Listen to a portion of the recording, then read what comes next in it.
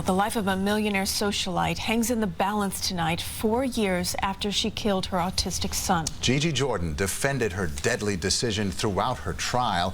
Now she's opening up about her biggest regret in a jailhouse interview. CBS 2's Dave Carlin has the story, new tonight.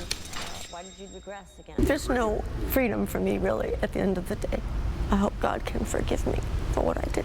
What Gigi Jordan did is kill her 8-year-old autistic son, Jude.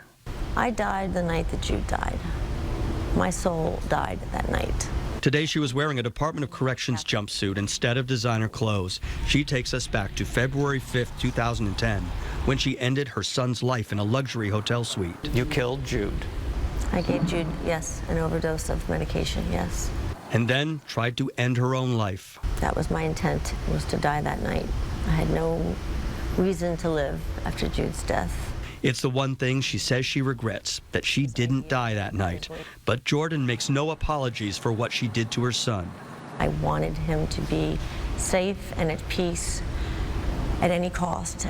Up, down, up, down. Jordan claims Jude, a child who barely spoke, told her he was being repeatedly sexually assaulted. By typing on devices including her cell phone, she says Jude accused his own father. He was typing, "I'm afraid, I'm scared.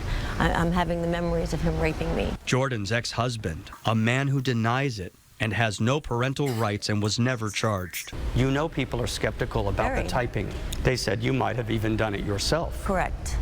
At the time of the killing, Jordan says she believed her ex-husband would somehow get custody of Jude, even though he was out of the picture. The last thing that I ever wanted in life was to lose Jude. But the choices that I was faced with meant that he would endure a life of unimaginable suffering. Jordan traveled the world with Jude to try and cure him of his autism.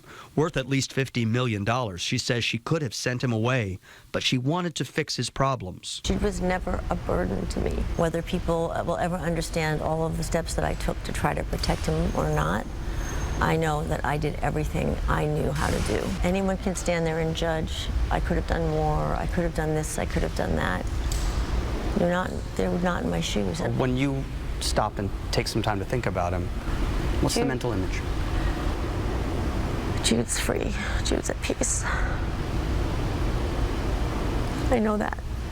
People have an understandably impossible time understanding how I can take the life of my child. I'm always in prison. I'll be in prison for the rest of my life, wherever I go.